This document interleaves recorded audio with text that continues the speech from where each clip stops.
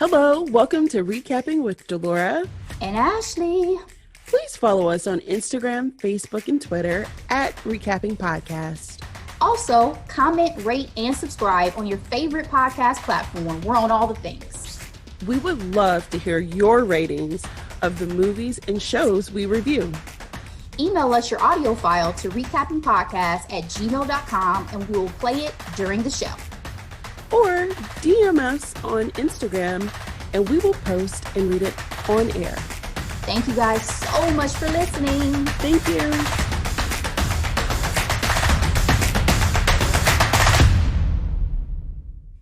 Hello, Ashley. How are you doing? Hi, darling. I am great. How are you today? I'm doing well. So did you watch the Super Bowl on Sunday? I did. I caught most of it. Thoughts? Need to know. In terms of the game itself, I mean, it was not very close. And I know a lot of people were hoping that it would be because of the matchup, as people like to say, of the LeBron and Michael Jordan of football. So I can't say it was the most riveting Super Bowl, but I mean, Tom Brady showed up and showed out to be a 43-year-old man. I will say that. The performances, as we've talked about in previous pods, I'm not a big fan of The Weeknd. So halftime show, sorry, didn't move me. Wonder those extra $7 million that he put in. Okay. Her loved. Fire. Jasmine Sullivan, you deserved better because, in my opinion, to be paired with someone who vocally is not even in the house that you live in is very upsetting. But isn't that what we have to deal with all the time? But, I digress. I mean, I had this conversation with a coworker earlier who thought that it was a lovely pairing. And I said, I don't know what you were listening to, but no, that did not work for me. So yes. Overall, I would say Super Bowl Sunday, this Sunday, was just meh. That's okay. A good word. That's valid. So let's go into our hot topics this week. So a lot of stuff going on in the country. Second impeachment, Army Hammer's downfall is continuing. But today we are going to discuss the hottest topic on these interwebs, and that is Tessica Brown, also known as the Gorilla Glue Girl. I don't like calling a 40-year-old woman girl, but, right. This is how we know her. So, some background. Tessica wanted her edges laid, and she ran out of her go-to product. I'm not even familiar with this product. I believe it's called... I don't have it on hand right now, but she ran out of her go-to product and instead used Gorilla Glue spray to get that ponytail tight and right. It was tight, all right. And I remember the first time I saw her, obviously it was a viral TikTok, and someone pointed out to me that when she did that TikTok, she was looking for help. Because I also didn't realize she had her hair in that style for over a month. And in that TikTok, she discussed how she washed it 14, 15 times and nothing happened. And I also learned that with that type of Gorilla Glue, water enhances the hold. Yeah. I believe that's all Gorilla Glue because you're supposed to wet the surface before you apply the adhesive. So, yes. And I say this because I've used Gorilla Glue multiple times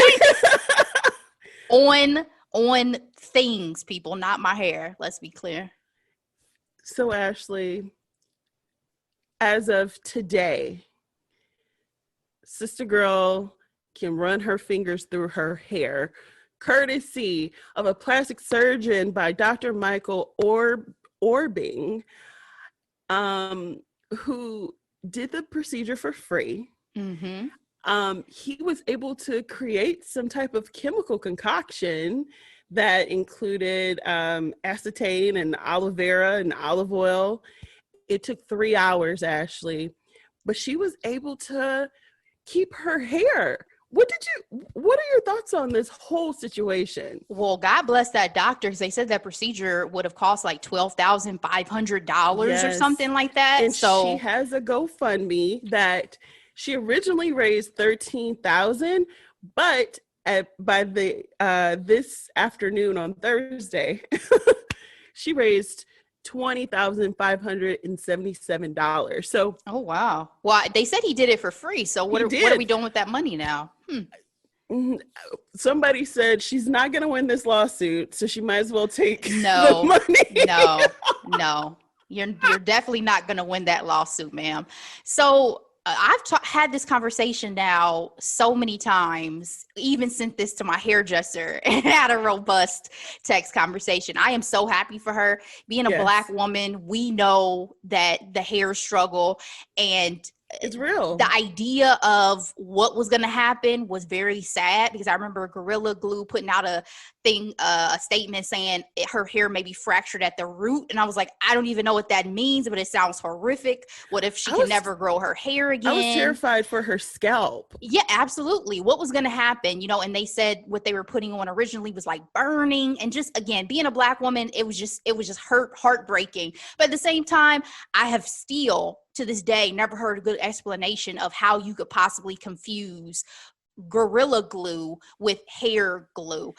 What section did you purchase this from? Did you get this online? I needed more facts, because otherwise I cannot give unclear. you. Yeah, I can't give you a good excuse. It was idiotic, and I'm sorry that this happened to you.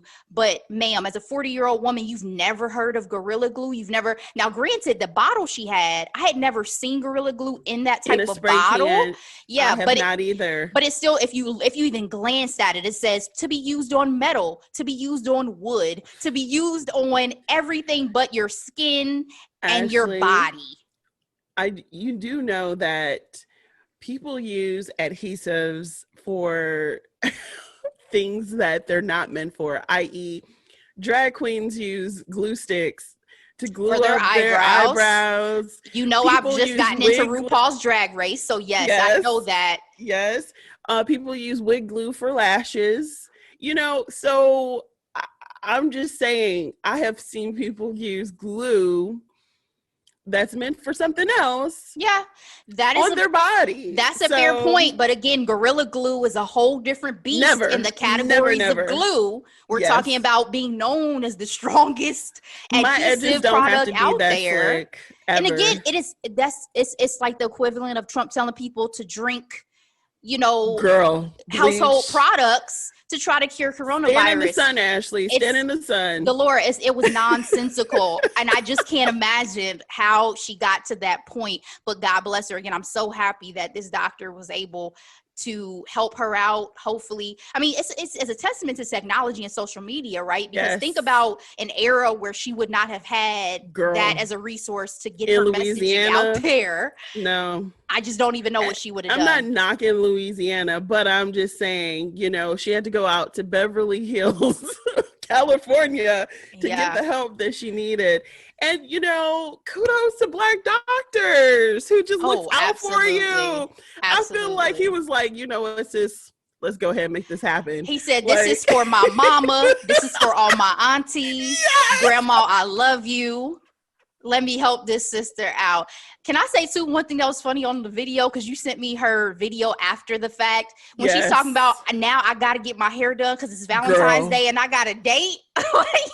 Girl, Jessica, man, all this you just went through, and you worried about your date for Valentine's Day. Dude, she's still under observation, and she's talking about Sunday. Yes. Like, okay, sis, okay, just coming out from being under some form of anesthesia, and you like, listen, hold on, how my hair looking now? I got to get this together. I got this date. Oh man, she even said that she wished she hadn't cut off the ponytail. I'm like, ma'am, yes. Priorities in this moment. Priorities. All right. So let's go into our microdose this week. Ashley, we originally had this film set up for our official recap for this week. We did. But we have other plans. So let's go ahead and talk about Malcolm and Marie. This is a Netflix original starring Zendaya and John David Washington. Um, it's it's a movie about relationships. It's in black and white. Actually, I'll just let you take the floor on your thoughts because you had stronger thoughts than I. Okay. Yep. Go ahead. Take the floor, ma'am. Yeah, and I can tell our listeners, listen, I take responsibility for this recap changing for this week because Malcolm and Marie, I was so excited for, and I was so deeply disappointed in this film after I had watched it. And that's with all due love and respect to the actors, because one thing I didn't want to do is I did not want to hop on this mic and trash or bash someone's art, and especially someone I respected as much as Zendaya. Slander any day of the week here, exactly. Okay? Love you still, Z. But let me say, I did not remotely enjoy this film experience. And beyond Zendaya's dress to start the film, I have no kind words for it. Sitting through the film, Delora, was, as I mentioned to you, at best exhausting and at worst abusive. Yes. To witness two characters in essentially a 2-hour-long argument where they went for the absolute jugular of each other with soul-crushing words. Blows.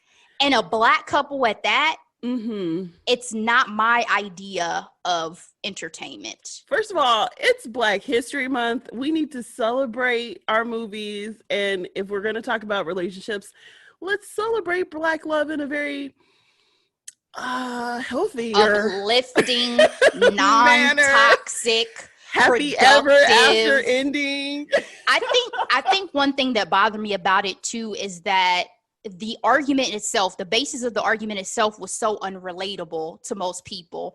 Now, the essential feelings behind it, I'm sure every couple can relate to in some capacity. Yes, but it was a very appreciated. Yeah, but it was such a highbrow argument that for me it was so unproductive to witness.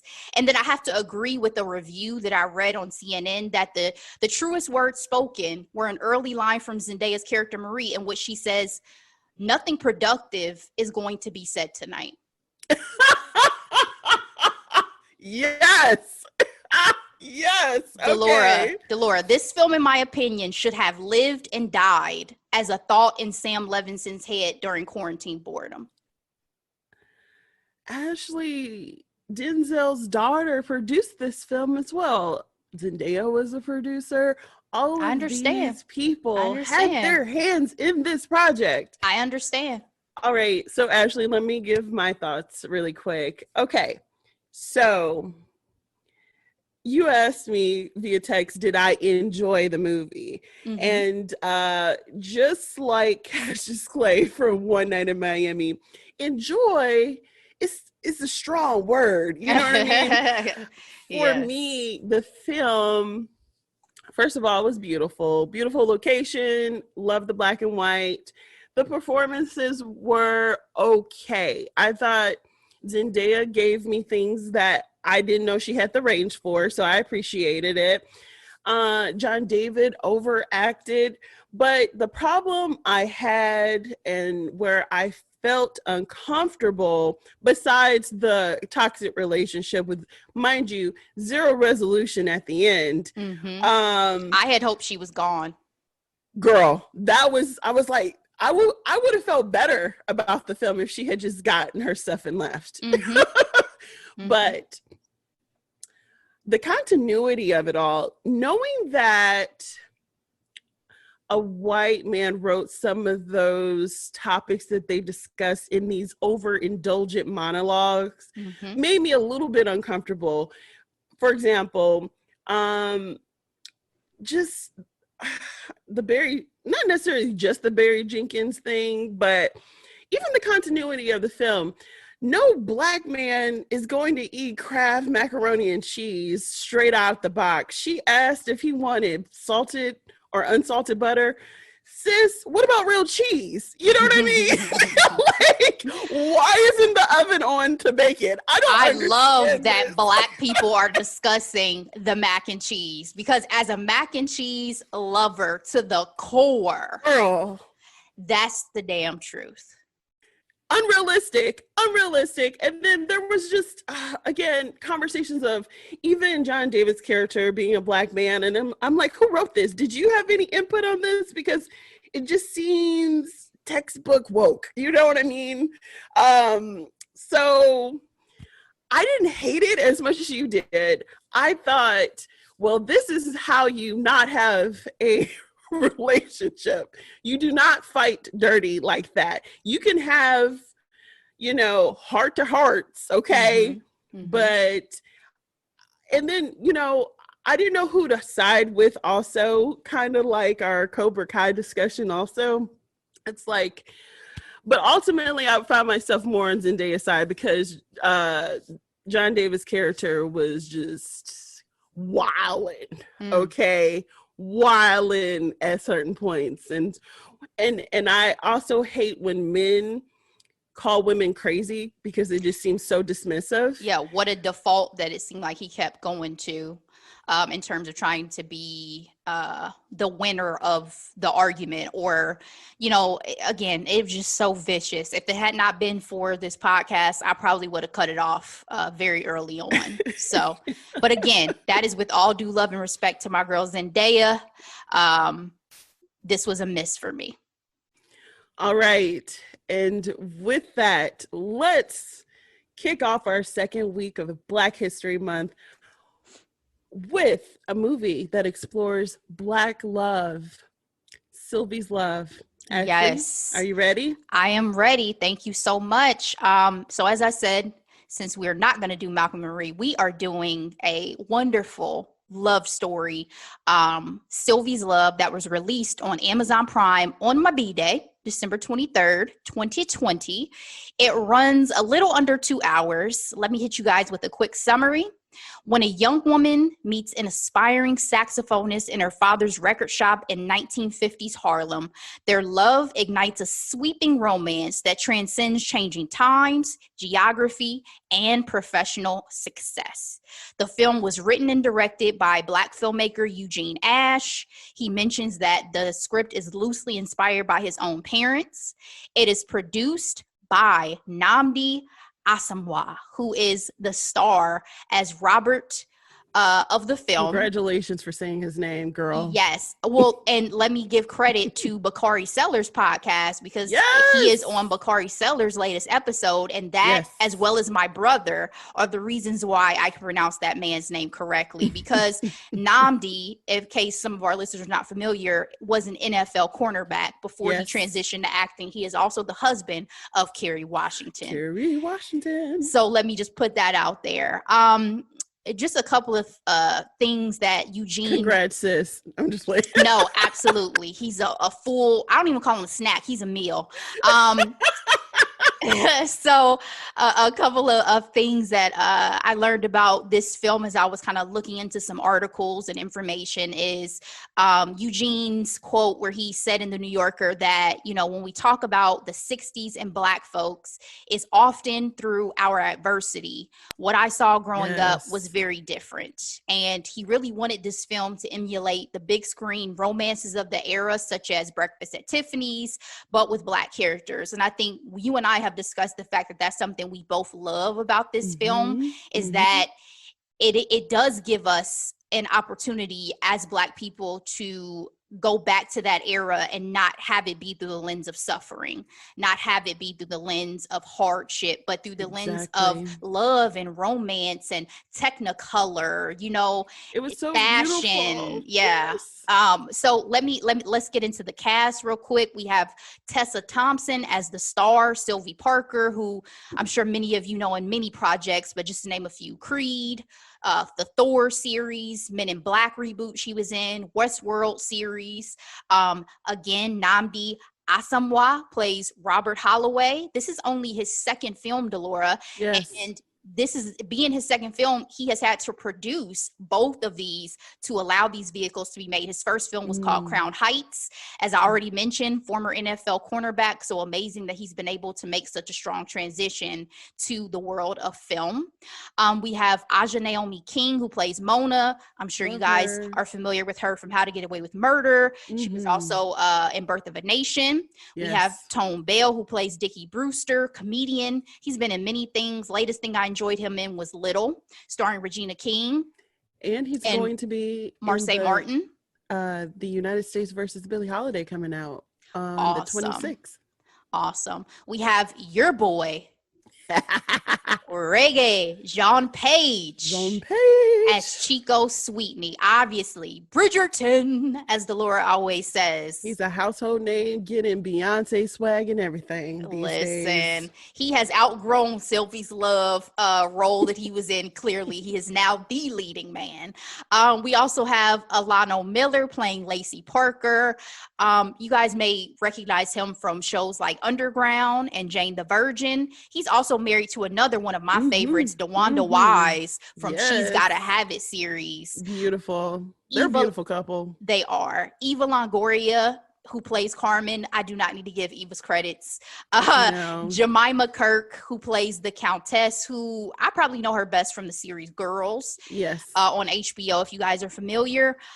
Erica Gimple plays Eunice Johnson, who is Sylvie's mother. You have Lance Reddick, who plays Mr. J, Sylvie's dad. You have Ryan Michelle Bath, who plays Kate, married to in real life, the Sterling K. Brown. My cousin. So the moral of this cast is they're not only incredible actors, they have some great spouses. Okay. Absolutely. And then he's finally from St. Louis, and my mom's from St. Louis, so we call him cousin. So. Okay. I mean, claim them, sis. Claim them.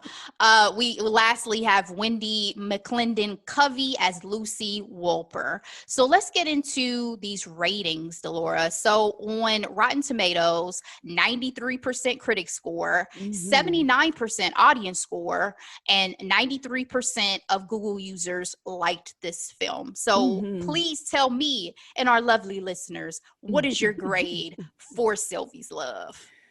Sylvie's Love. Oh, it was so beautiful. It's a visually beautiful film. The writing was lovely. And I enjoyed it. I gave this film a B. Okay, nice. We're in the same ballpark yet again. My grade is a B+. I think I enjoyed it even more my second viewing than I did my first, because possibly the mood. I mean, we are, as we haven't said it yet, but we are going into Valentine's Day weekend, and love is just in the air. You know, it was just, you know, a time that just brought me joy. Revisiting some things about the film we'll get into to further my grade, but B+ it is right now for me for Sylvie's Love. So spoiler alert, guys, we are getting into the meat of the film. If you have not checked it out, again, on Amazon Prime. So let's start with the meet cute, as it is known in the film world, Delora, which is when the two main characters meet for the first time. So this film, we begin in New York City in 1962. We see the two main characters meet unexpectedly outside of a performance hall called the Town Hall, but you can tell this isn't the first time they've met because there's already a familiarity. She says his name, right? So cut to, we have to jump back 5 years. Sylvie is working in her father's record store, and Robert is an up-and-coming jazz musician. He is in the Dickie Brewster Quartet, and they're in town playing for the summer from Detroit. So Robert stops into the record store after spotting Sylvie and conveniently a help wanted sign in the window. They are not actually looking for or needing an employee to work, as Sylvie really breaks down for him. But for some reason, Robert is hired by Mr. J anyway. What do you think Mr. J saw in Robert? Because Sylvie mentioned that this happened all the time, of people thinking and coming in thinking they needed help when they didn't. Why Robert? He probably saw himself in Robert in some ways, just a young man looking for an opportunity, and he was able to give him one. I just feel like every once in a while, some people just have that je ne sais quoi, right? Yeah. That makes Yeah. you connected to Gravitates. them. Yes. And they show moments of bonding throughout the film too, especially about music. You know, again, Robert plays the saxophone. You see points in the film where, you know, Mr. J mentions he used to play the sax as well. You know, so you can tell that there was a connection somehow that was instantly formed between them. Side note, the lengths that Sylvie went to watch TV would have absolutely been you and I, because when she broke down this, guys, and she says, listen, here's what it is. My fiance is in Korea. My mom won't let us put a TV in the house. So I have to come to the store and watch it. But my mom forced us to put this sign up to protect her reputation against people thinking that we can't afford help with me working here in the store, because her mother has a school of etiquette and manners, Delora. So she has a reputation. What did you think about this exchange and her circumstances? I thought it was interesting. It definitely helped, like, me as an audience member gather that, okay, her mama is judgmental then. Don't we all know a Eunice Johnson? Like, I feel like we all know those women who have who you know, it's we have to be a certain way in public mentality. Yes. And, you know, with Black people, especially if they're able to enter those spaces, they take it extremely seriously. Absolutely. And so, especially knowing what was actually going on during that time, you know, that was their way in society, period. And I can say I judged her mother a bit for that, but at the same time, I thought about the fact that she is a Black woman in the 1950s running her own business. Exactly. That's amazing. Yes. So kudos, Mama Johnson. I love this tie-in that we have with One Night in Miami, our previous recap, when you hear You Send Me by Sam Cooke playing in that scene on the roof with Sylvie and her cousin, Mona Lisa. Mona's comment that Eunice busted Sylvie and her fiance Lacey messing around, and that's the reason why they were engaged. I didn't catch that the first time. I didn't either. But the second time when I caught that, I was like, that makes a lot more sense. And it also shows that Sylvie was about that life. A little bit. Little bit. 100%. Like, OMG, what's going? She was no Daphne Bridgerton. No, okay? She was not prim and proper as her mother possibly would like for her to be. But at the same time, you can see her, and we'll see it throughout the film, rubbing up against that authority that her mother tried to have over her. So Mr. J, in a moment with Robert, makes light of Sylvie wanting to make TV shows for a living, Delora. He said, can you imagine a colored girl making TV shows? What did you think about that? Do you think it was just her father feeling that way because of the era? Absolutely. Okay, go ahead and explain.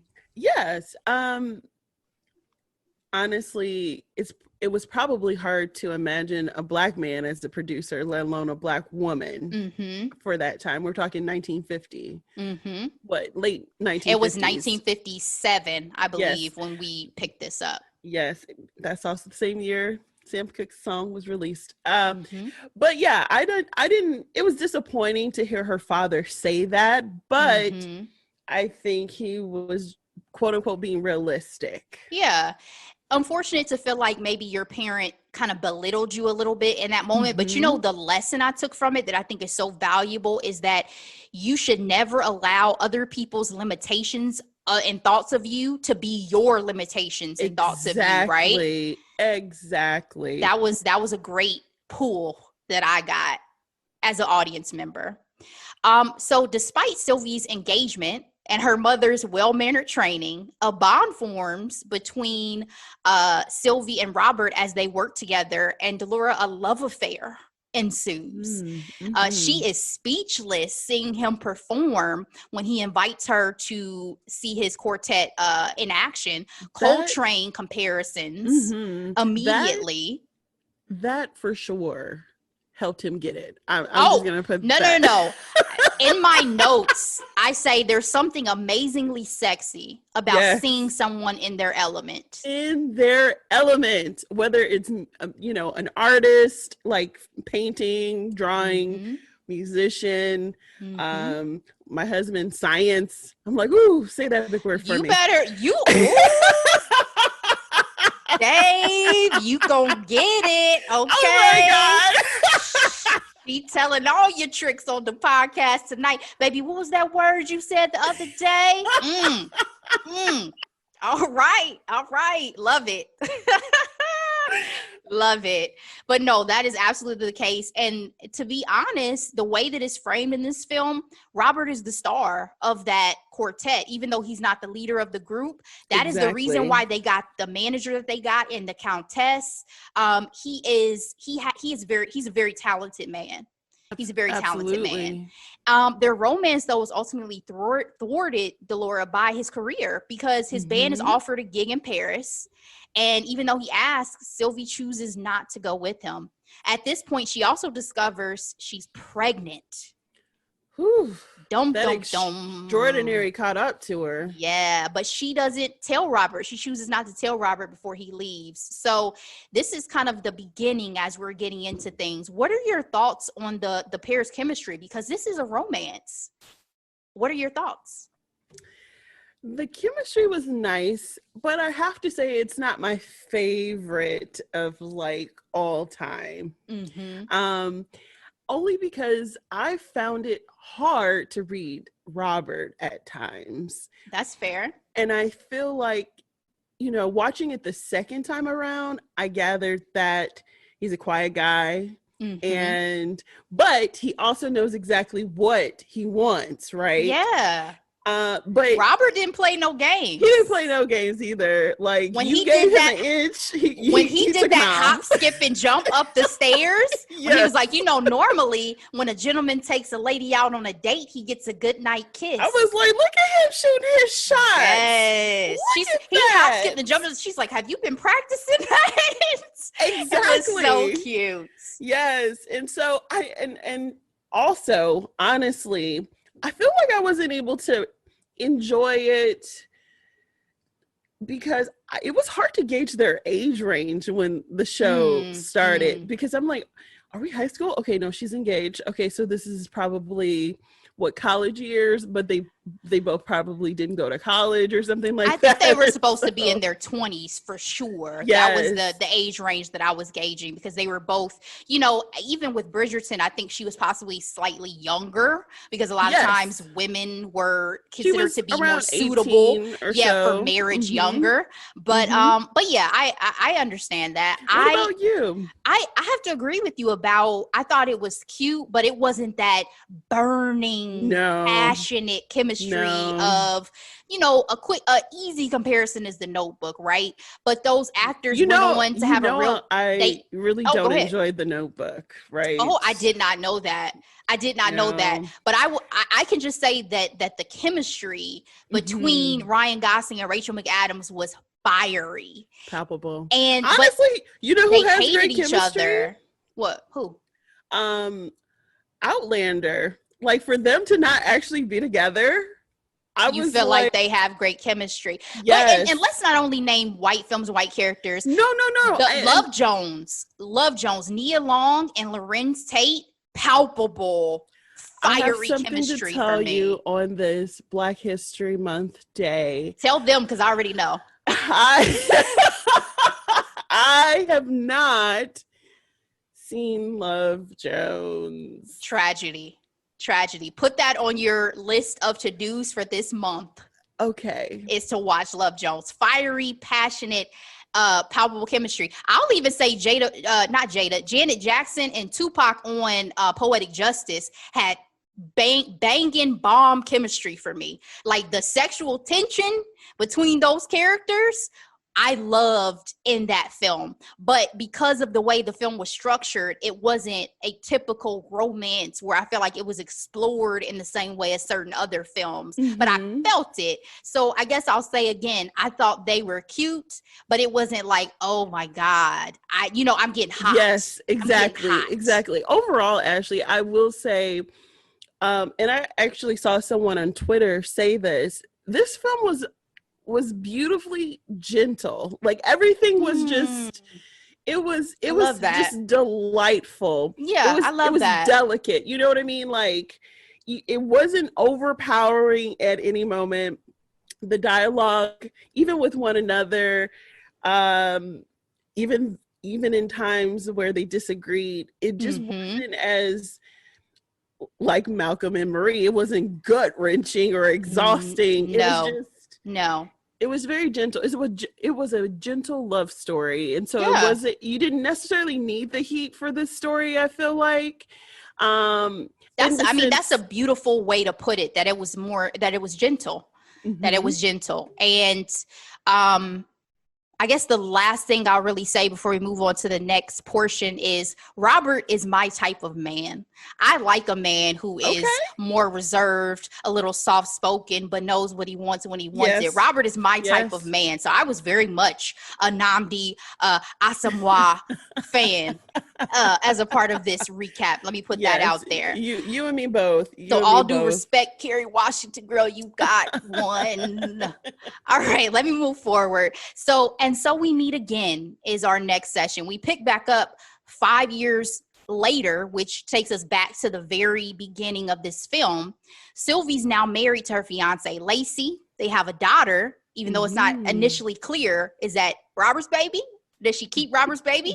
Or is that Lacey's child? And her name's Her Michelle. name is Michelle. She gets a gig in the career field of her dreams and is working as an assistant in TV production for a cooking show, the Lucy Wolper Show, and Mm-hmm. actually works for another Black woman. Case Mm-hmm. surprise, surprise. In a convo with Lacey that night, he mentions a big opportunity that he has for himself at work with a big new client, and needing her to cook dinner the next night. Delora, they had agreed previous to this discussion we're witnessing that she can work as long as it doesn't interfere with her responsibilities at home. Now again, Mm. Sylvie has dreamed of working in television her entire life as far as we're Yes. concerned, and she comes home with this amazing opportunity, and her husband has this reaction. So what were your thoughts about this particular moment? I honestly put in my notes, is his coldness towards her some form of punishment? Mm, Or, we could go back and understand that his father was a doctor, and for a lot of doctors, especially back in the day, it's doctor and wife, right? mm-hmm. So his mom was probably holding down the fort while his daddy was, making the culture proud, right? And it's, I mean, again, we're talking about the 50s and 60s. She was expected to Exactly. be a housewife. That It's unheard of for her to work. Like, why should she work? Honestly, it was almost like that status. Like, why is your wife working? mm-hmm. Don't you bring home all the bacon? Isn't it enough? You even hear him say when he's dismissive of this big opportunity for her, Team Parker, like, my win is your win. Why are you not excited about what I'm Mm, doing? That should be yes, the thing. As if she's not a fully fledged, flushed out human being with her own dreams, exactly. ambitions, and goals. Okay. But she also wasn't a typical woman in that time either. She was rebellious. Like you mentioned, she had some friction to what was expected for her Absolutely. in her, society. She was a debutante, darling. She was. Let's talk about this dinner real quick, too. When the client's wife says to Sylvie, I couldn't even tell your husband was a Negro on the phone. Such good diction. Delora, I wrote, Jesus, take the wheel. She basically learns from this client's wife that the only reason why Lacey's getting this account is because her husband's company was targeted by the NAACP for Mhm. discriminatory hiring practices. But Lacey seems unfazed. Delora, Girl, is Lacey a sellout, or is this a product of I'm gonna get this money no matter what? I believe Lacey was fine being a token. Mm, I feel like as long as that check cleared, he was going to do what he had to do. He just was looking at, you know, literally the numbers about it, and looking at how this was an awesome opportunity, just let me in the door kind of thing. And honestly, I feel like a lot of Black people had to make those type of decisions back in the day.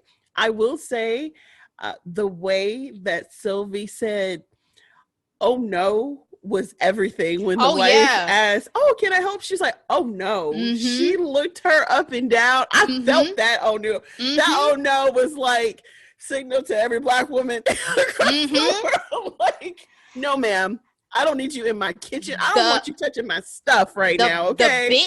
The bitch was implied. That's what that moment was for me. Yes. You know, it was a visceral moment for, I'm sure, many a Black person watching this film.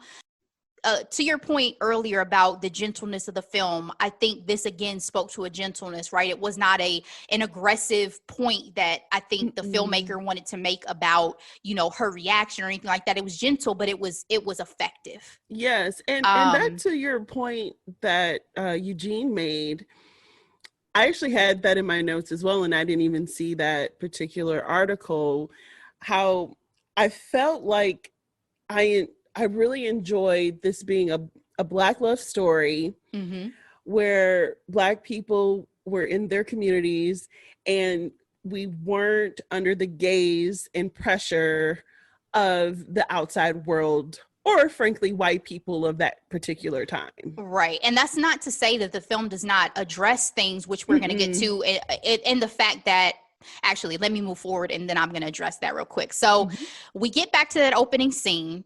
Sylvie had been waiting for Mona to see a Nancy Wilson concert, but Robert is in town recording an album with his quartet. So that's why somehow they run into each other again. She invites Robert to join her instead. Now, again, she's full married. She unexpectedly, after the show, pops up at Robert's hotel room at the Plaza. Husband who? Husband where? Go ahead, Delora. Can we really talk about Robert for a moment? Besides, okay, so I put this in my notes. Robert is her mom's worst nightmare. And I say that because he actually is. And I'll bring it up more when as the story continue to unravel. But you kind of don't see it initially as an audience member because you're falling for their love, and you see how genuine Robert really is. However, bird's eye view, we have a conversation that needs to be had. Yeah, and that could have been had in the aftermath of their sexcapade in that hotel. Their rendezvous. Robert asked her to come on tour, and she refuses. And he said, "Is it because of him?" And she said, "No, it's because of my daughter." She could have said our daughter. She could have said then and there that Michelle is your child. You can tell that there's a conflict. You can see it on Tessa Thompson's face, but she does not proceed with getting her thoughts out. And Robert, unfortunately, doesn't know to ask, right? So let me get back to the point that I was going to make just a minute ago about the idea of the gentleness of this film and still being true to the era. I feel like Mona was utilized throughout the film to really show connection to the realities with her involvement in voting rights, her involvement in the civil rights movement, because you see her go to Atlanta for a voter education project. You see her later in Washington, D.C. For the March on Washington that happened in 1963. So again, I appreciated that while it was this beautiful love story, it's not as if we're existing in a bubble that is not real, right? But no one was driven out of a sundown town. No one had any broken glasses or slurs. Yeah. So gentle is really the key word here that we are going to stick with as the theme of Sylvie's love. You know, that gentle love. So Sylvie's job once again becomes the topic of discussion with Lacey, because with that money that he gets from that business that we just discussed, he decides he wants to take the family on a trip to Disneyland. And Sylvie's just started this job, and so she says, I just started my job. I can't take time off. And he says, well, quit. We don't need the money anyway. It shows, in my mind, a lack of even understanding your wife. Not just the era, but a lack of understanding who your partner genuinely is and what she genuinely wants. Robert. Talk about gratitude. Okay. Robert invites Sylvie to his show and sends her a ticket because it seemed like Sylvie was thinking that this rendezvous in the hotel was going to be a one-time thing because, again, he's blowing up career-wise. She's like, this happened. He's going to forget all about it. Oh, Ashley, I have a crazy question. Go ahead. Do you feel like it's technically not an affair because her number isn't increasing or anything? Wow. We going to go there? We going to do that? I'm being real messy right now. You know, I think I've heard that some people really do have that mindset that if you have sex with an ex, no matter what stage of life you're in, that's not cheating. I do not abide by those rules. Ma'am, you're full married. This is adultery. But it is interesting to consider as audience members how we felt about it in the context of morality, because I can say that I did not feel bad. I did not feel bad. Did you feel bad? No. Okay. And usually I'm so anti-adultery. I'm so anti-affair. Exactly. But I did not feel bad. You know, I think it's one of those cases for me of the line from Sweet Home Alabama, me and my mom say all the time that Reese Witherspoon says at the end of that film, I gave my heart away a long time ago and I never really got it back. That's how I felt. That's well said, because I was just gonna simply say true love, but that was better. I didn't write it, but it's a great line. So as I was mentioning, Robert does, though, he instead invites Sylvie, even though she's thinking, oh, this is over, it's a one-time thing. He invites her to his show, sends her a ticket to her job. She shows up late because she has car trouble. She borrows her father's car, but she sees him with another woman, Delora. And so she dips out without ever even being seen. Because that lady just walked on by. He didn't push her off, though. In her mind, because this woman had been around previously when she knew him, remember, she was a dancer in that original club that they were working in. So there's a familiarity already of thinking he's possibly messing around with this woman. She shows up. I think she was in like lingerie with a coat on. So he's like, hey, get in the car before you get cold. You know what I mean? Like, it's on Robert's side. It's innocent in his mind, I'm sure. But for a woman watching that, and you probably already feel like this man doesn't really care about me that much, I would have said something.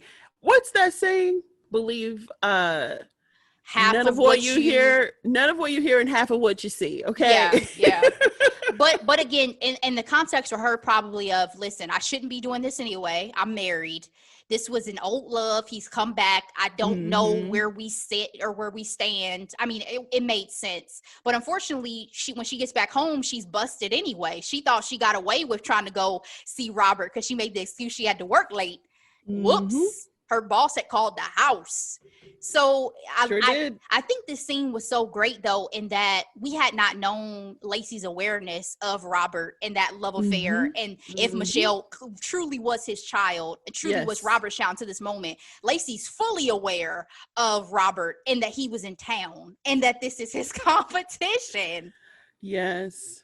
And that was very interesting. Because you hear him say, I could have been with any woman and I chose you. Yep. And you see her on her knees in front of him in that moment. So it gives you more context to the dynamics. Absolutely. But again, I feel like that's why she kind of put up with a lot of things. And I also felt that coldness. I felt that coldness because I was excited when we finally put a face to Lacey, right? And to see, you know, obviously he's a working man. He obviously cares for his family in terms of supporting for them. But that, you know, their relationship dynamic was just not there. Yeah. And to be honest, you have to give Lacey grace in the idea that it seems he loves Michelle, even knowing that is not his child. We just had this conversation with our recap of The Undoing about the idea of raising someone else's child, knowing they're not your child, and the prospect of that being tough. That being a tough love. Yes. And if you think about it, that's an excellent example bringing that up. Knowing that Lacey and the gentleman from The Undoing, they took care of that child because they loved their spouse so much. Mm-hmm. That child was an extension of that person that they love so much. So of course they were going to do whatever that child needed. Absolutely. Sylvie's father, inevitably, after Sylvie has had twice, really, and longer. I mean, she could have written him at any point in time, found him, tracked him down. She has not spilled the beans. Nope. Sylvie's father calls Robert on his deathbed, it turns out, because unfortunately he passes away from a heart attack the same night, and tells him, listen, Michelle is your daughter, and I'm so sorry to have to be the one to tell you, but I felt you needed to know. So Sylvie gets promoted at work to the show's head producer that same evening as well, because it's a New Year's Eve party.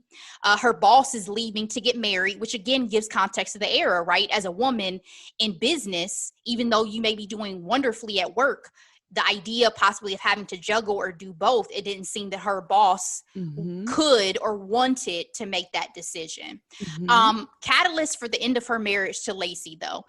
One of my favorite lines from this entire movie is said in this scene. I can't be the woman of your dreams, while also trying to be the woman of my own. And she also says, I want to start living my life for myself. I've never done that.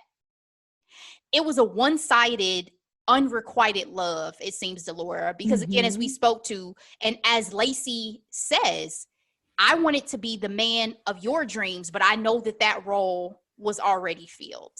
And to put things into context, 1950s, her mom is an etiquette teacher. She was under pressure to have that umbrella. I mean, I guess we can relate that back to Bridgerton too, with Marina trying to trap Colin. I mean, I imagine her mom saying, oh no, you are marrying this man, and if he takes you, and Lacey's like, okay, I was off at war, maybe we're just gonna go ahead and make this happen because I love you so much. You know what I mean? Can you imagine that conversation with her parents at that time? I thought we were gonna get it, but we didn't. Yeah, they kind of skipped over that. I'm sure her mother was not pleased at all.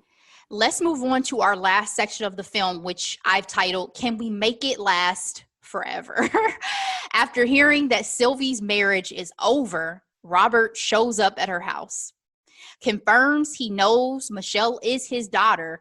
Interestingly enough, I was so curious as to the span of time between the phone call between her father and him showing up at her doorstep, because, and I want to speak to this at the end of the film, how long were you going to go, Robert, without acknowledging this being your child? Exactly.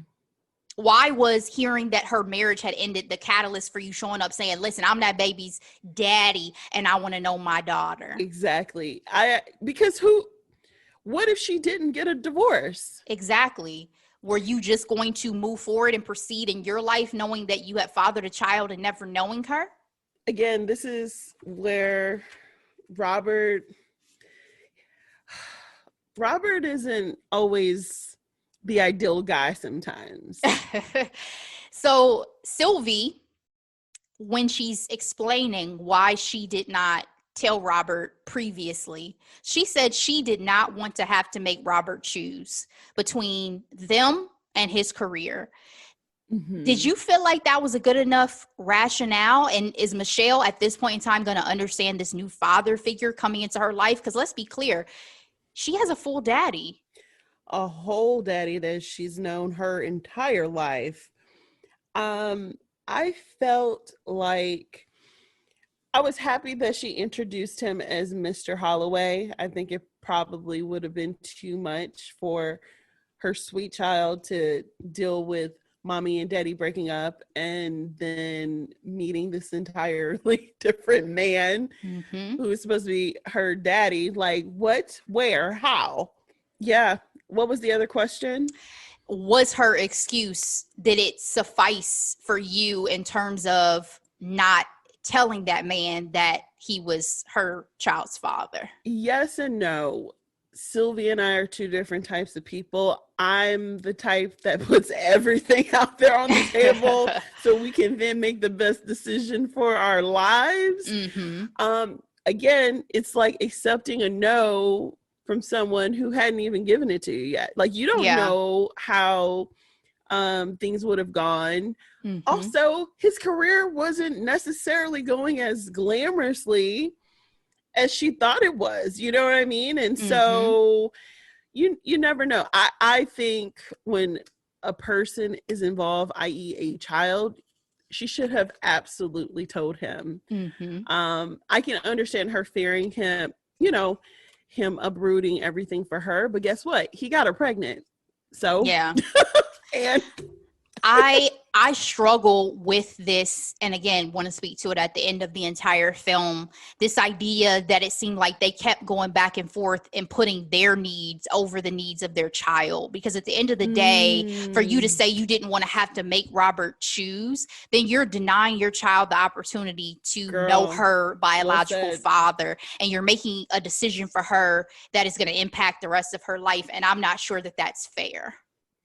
Yes. But if you think about it, our great grandparents were doing all types of mess like that back in the day. And I can't say that those things haven't escaped many a family, and I'm going to leave it there. You find out your auntie's your mama. What? Your grandmother was pretending to be your mother, and your sister was pretending to be your grandmother was pretending to be your mother, and your mother was pretending to be your sister, a la Jack Nicholson. Exactly. I don't think that Orlando Bloom had a situation like that too. His father wasn't his father, but the family friend was his father. Like, yeah, I mean, there's a lot because of the era, and I mean, I know this within my own family that there's that idea of, you know, this is an adult situation, this is an adult conversation, children should stay in their place. But to the extent of this film, I'm just not sure how fair I thought a lot of this was. But I digress. Let's continue to move forward a little bit. I appreciate that point of view. Thank you for bringing that up. Of course. So it has seemed like at this point, you know, Robert was forgiving. He was introduced to Michelle. It seemed like Robert and Sylvie were finally going to get their love story, Delora. But unfortunately, Robert's career yet again, even though it was soaring initially, is going to be the turning point for them, because when he's finally ready to step out on his own and step outside of the quartet, because again, he had been the star and he had been relegated to making less money, to not having the success he could have had. Yeah, he had no publishing rights, even though he was co-writing a lot of the songs. And how did that happen? Who fault was that, though? I mean, it's his at the end of the day. He wasn't aggressive enough with Dickie. It's a new era of music, though, Delora, that's being ushered in. There's a reference to a young Stevie Wonder, my boy, in this film, who started his career at 11 years old, guys. But he's been that talented for that long. Yeah, it's like, it's amazing. I'm going to speak to that as a part of my hidden gems today. Unreal. Yeah, I'm going to speak to that as a part of my hidden gems today. But again, Jazz is being left behind. It's a blow to his manhood, because, you know, he wants to help out financially, even though you have Sylvie saying, listen, I can support the family until you get on your feet, until something works out. So ego gets in the way. Robert thought he had to connect with an old friend, Tank, at Motown. So he decides he wants to uproot the family and move back to Detroit. Sylvie actually had agreed to give up this dream job she has and join him. Again, doing too much on just people's words, though. It's like, can we have a signed contract and a start date? And before the realities of that hit him hard, right? Because Tank was completely full of shit. He was an errand boy, nothing more. So uncomfortable to watch, Ashley. Like, it was upsetting. So uncomfortable. But watching it the second time, when we're introduced to Tank, I noticed that he said right-hand man, so to speak, to Berry Gordy. So it all came together when I watched it a second time, but painful to watch. It was unfortunate to me that even, I guess, the phone call that Robert had with Tank saying, hey, I'm gonna come to Detroit, yada yada yada, that wasn't the moment Tank was like, listen, I'm full of shit. He was like, I just assumed you knew. You know, everybody knows. So it was very taking zero accountability. It was. Okay. It was very sad to watch. And Robert returns completely defeated.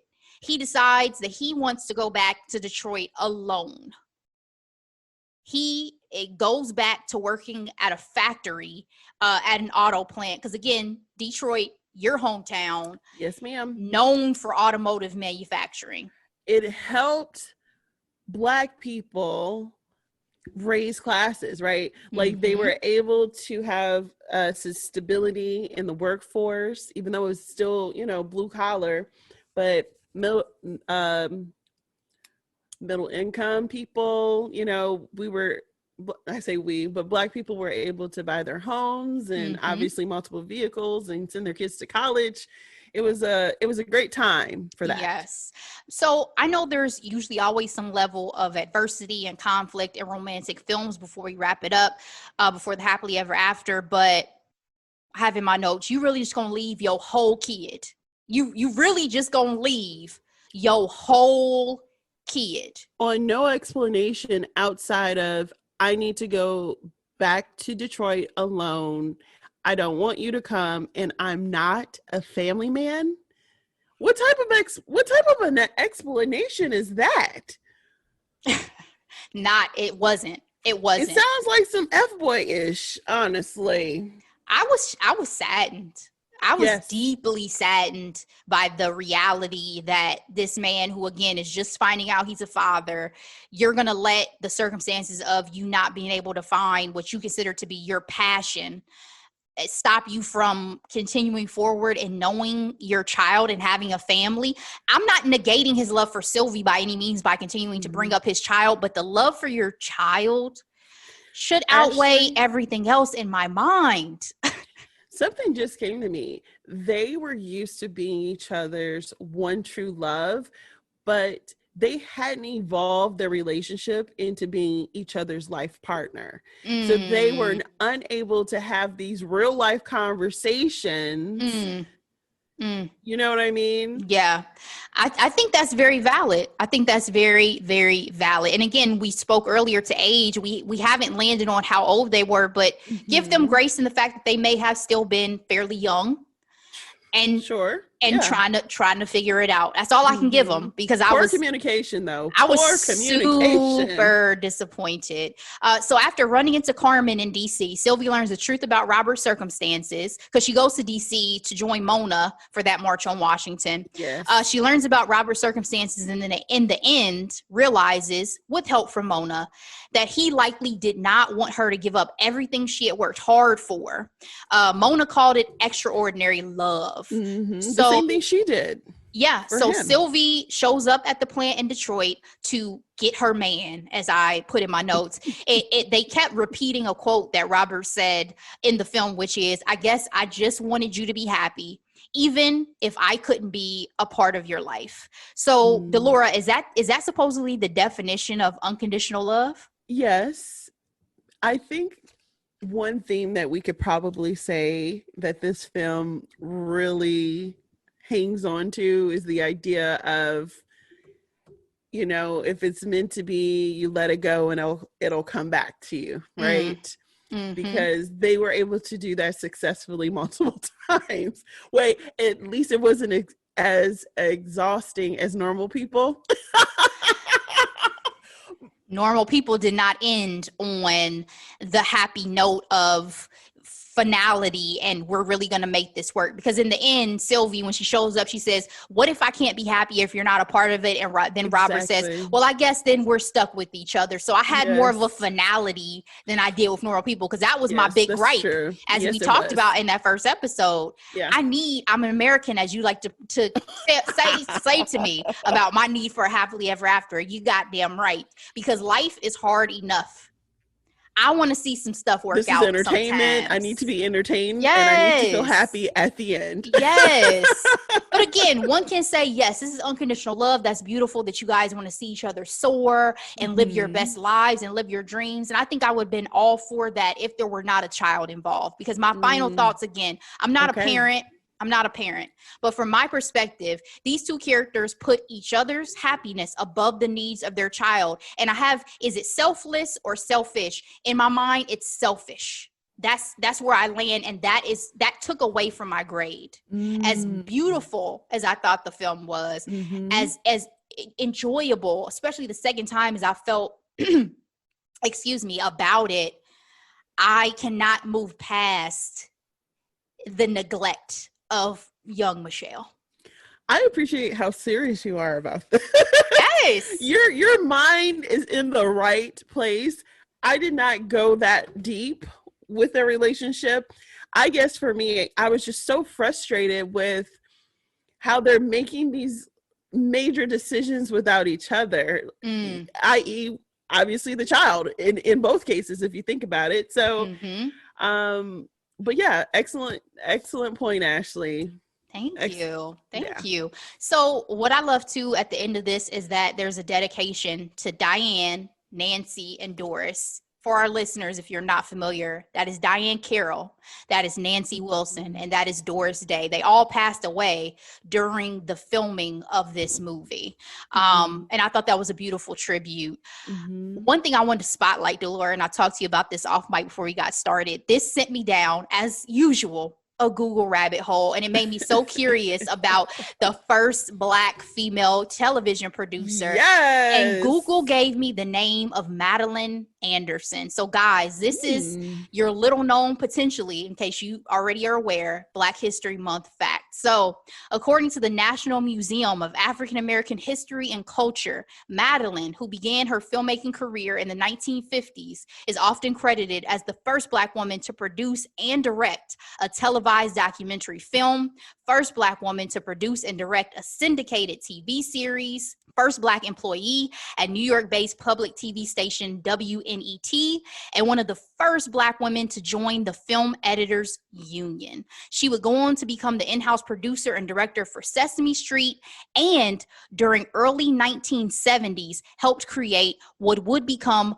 WHUT-TV at Howard University, the country's first and only Black-owned public TV station. So I wanted to give Madeline a shout out and let you guys know some very important Black history.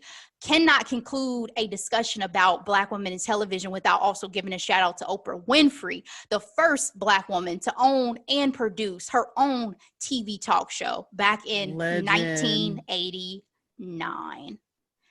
So, Delora, that really wraps, unless you have any final thoughts, our recap of the beautiful and gentle Black romance film for Valentine's Day weekend for the lovers in the room. Sylvie's Love. Well done. I was excited to see that they received some nominations. They did. They have 2 nominations from the Critics' Choice Award, 5 from the NAACP, and then 1 from Satellite Award. And so I was happy to see that. I saw that the Golden Globes missed out, but that's their fault. As we said on last week's show, yes, Globes, y'all are going the way of being irrelevant for me. So I'm gonna need y'all to step up your game. But thank you guys for joining us for this recap, Delora.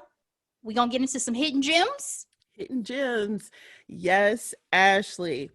Okay, my hidden gem this week is the New York Times presents Framing Britney Spears. It was released just last week, February 5th. It's available on Hulu. And it explores Britney Spears' conservatorship. And it also explores Britney's relationship with the media and the public. And it is absolutely heartbreaking to watch. And can I say, Ashley, we are finally at the age where we're able to have nostalgia, right? Yes, we're able to look back and be like, why did we think that was okay? I had so many of those moments during this film, during that documentary, rather. Yes. And it's only about an hour and I believe 6 minutes or so. So overall, they cover a lot in a short amount of time. And it's not really hidden, but it's my gem. But I was able to salvage this hidden gem because my goal for February is to make it, explore Black, culture with art, music, what have you, TV, movies. And so I made Britney Spears my hidden gem, but I was able to highlight one of the contributors. His name is Wesley Morris. He is a critic for pop culture. He has a podcast called Still Processing that he co-hosts with Jenna Wortham. And he's also a part of the New York Times 1619 Project podcast. And in particular, episode number 3, The Birth of American Music. He hosts that particular podcast. It's 35 minutes. It is my favorite out of that series, the 1619th Project, because this is the podcast that was derived from the published work that came out last year. But yeah, I just wanted to salvage that a little bit and give you that hidden gem. So that one is actually a hidden gem. Morris, who is a contributor in the Framing Britney Spears documentary. He's also amazing on his own podcast, but in particular, 1619 Project, episode 3, phenomenal. Check it out. Thank you for that. Yeah, I keep saying, I'll say that is my takeaway. Free Britney, because that documentary was eye-opening. So yes. And thank you for the extension on that. I did look down on the Free Britney movement originally because I'm just like, who are these people? Yeah. What do you really know? There's credence to it. And also credence to the idea of really needed to explore conservatorship law in general. So that was a powerful documentary. Thank you for that, Delora. I actually have 3 hidden gems that I'll run through. And as usual, guys, do not forget, this is always in our information on the podcast. So if you want to explore more about them, we put the titles as well as where you can locate our hidden gems. Yeah. Ashley, breaking news. Britney Spears' father loses bid to retain control, delegating her investments. Wow. That's NBC News. It's breaking. I just had to put that out there. Okay. Hopefully, those of you who are really interested will, this will really make a difference in her life and in her career. So my hidden gems this week, Shop Black. It is a website. They also have social media. It's Shop Black. That's SHOPPEBLACK.US. It's a company founded by a Black husband and wife, created to curate content related to Black-owned businesses and Black culture. I've loved this website. I've utilized it for my support of quite a few Black businesses, from a Black tea company that I've purchased from to some Black furniture companies that I'm looking at right now because I'm really into home decor, all sorts of things. They have a lot of great articles, a lot of great information. So check them out. My second hidden gem, Between the World and Me, an HBO documentary 2020 based on Ta-Nehisi Coates' book, framed as a letter to his 15-year-old son on growing up Black in America. It's a star-studded cast. Angela Davis, Angela Bassett, Felicia Rashad, Mahershala Ali, Yara Shahidi, just to name a few. Powerful documentary, whether you've read the book or not. Go ahead. Our girl Beth from This Is Us. She's a producer. I didn't know she produced it, but I did see her involvement. So thank you for that. So check that out, guys. Again, it's on HBO. My last hidden gem, Hitsville, The Making of Motown. This is a Showtime documentary, but it's free for this month, being Black History Month, on Amazon. It's really a great bridge from Sylvie's Love. I fell down this because I kind of started to want to know more about Motown than I had previously. Not that I didn't feel like I already knew plenty. I know a lot. But it was really an extension of, hearing about, the end of the jazz era, we start to get into the Motown era, all of that. So I loved it because you really get a lot of first person stories from Berry Gordy, from Smokey Robinson, from Stevie Wonder. And you also get more of a deep dive into some of their incredible hits. Stevie Wonder really taking control of his career at the age of 21.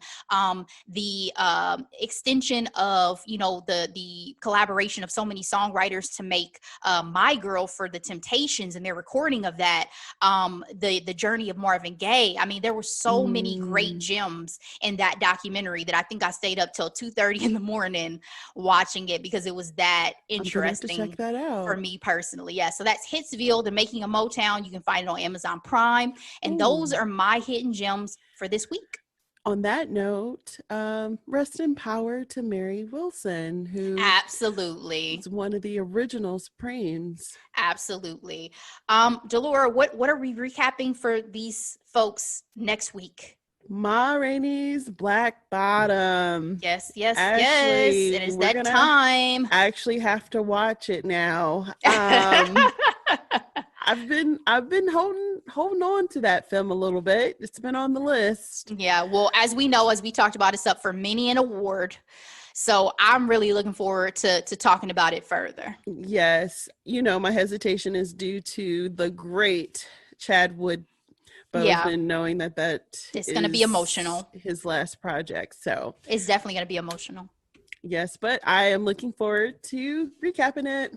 Yes, ma'am. Well, thank you guys. We'll see you next week. Delora, love you. Talk to you later. Yes. Happy Valentine's Day. You too, girl. To all the lovers out there, enjoy. Bye.